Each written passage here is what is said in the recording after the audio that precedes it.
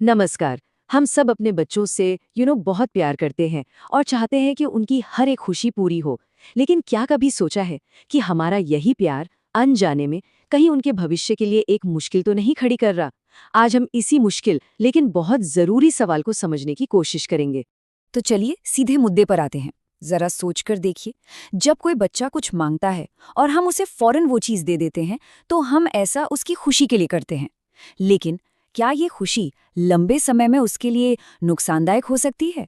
ये सवाल हम सबको खुद से पूछना चाहिए। और यहीं पर आकर ना हम एक दुविधा में फंस जाते हैं। एक तरफ हमारा प्यार है, हमारे नेक इरादे हैं, और दूसरी तरफ है इसके वो नतीजे जो हमें शायद तुरंत दिखाई नहीं देते।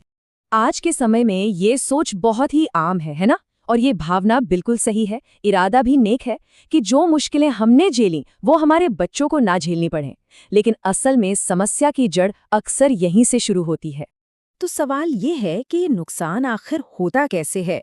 जब हम हर बार बच्चे की बात पर हाँ कहते हैं, तो असल में 3 बड़े खतरे पैदा होते हैं, और ये खतरे बच्चे के भविष्य पर बहुत गहरा असर डालते हैं। ये 3 समस्याएं हैं जो ऊपर से भले ही छोटी लगें, लेकिन इनकी जड़ें बहुत गहरी हैं। पहला, चीजों की कोई कद्र न करना। दूसरा, थोड़ी सी भी निराशा या ना बर्दाश्त न कर पाना। और तीसरा, ये सोचना कि हर चीज पर बस उन्हीं का हक है। चलिए इन्हें एक एक करके समझते हैं। पहला और शायद सबसे बड़ा खतरा, जब सब कुछ इतनी आसानी से मिल जाता है तो बच्चे को उन चीजों की असली कीमत कभी समझ ही नहीं आती। वो कभी थैंक यू या शुक्रिया करना नहीं सीखता, क्योंकि उसे लगता है कि ये तो मिलना ही था। और इस तरह वो असल दुनिया के लिए तैयार नहीं हो पाता, जहां हर चीज के लिए मेहनत करनी पड़ती है। अब आते हैं दूसरे खतरे पर। देखिए, जिंदगी का एक सीधा सा नियम है कि हर चीज हमेशा हमारे मन के मुताबिक नहीं होती। लेकिन अगर घर में बच्चे ने हमेशा हाँ ही सुना है, तो वो बाहर की दुनिया में एक छोटी सी ना भी बर्दाश्त नहीं कर पाता। इससे वो इमोशनली, मतलब भावनात्मक रूप से बहुत कमजोर बन सकता है और स्ट्रेस को हैंडल नहीं कर पाता। और तीसरा, सबसे महत्वपूर्ण खतरा है एंटाइटलमेंट की मानसिकता का बनना। धीरे धीरे बच्चा ये सोचने लगता है कि मुझे जो चाहिए वो मिलना ही चाहिए, क्योंकि ये मेरा हक है। और यकीन मानिए, ये मानसिकता भविष्य में उसके रिश्तों, उसके करियर और उसके सामाजिक व्यवहार पर बहुत ही बुरा असर डाल सकती है। तो अगर हर मांग पूरी करना सही प्यार नहीं है, तो फिर सच्चा प्यार है क्या?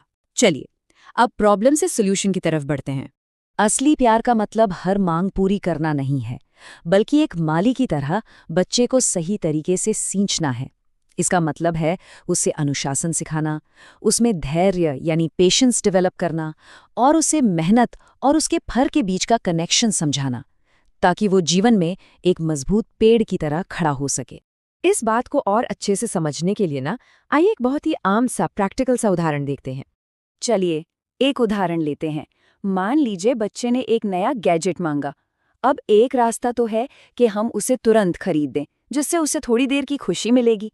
लेकिन दूसरा और बेहतर रास्ता है कि एक लक्ष्य तय किया जाए। जैसे, अगर तुम 1 हफ्ते तक अपना कमरा साफ रखोगे, तो हम तुम्हें ये गैजेट दिला देंगे।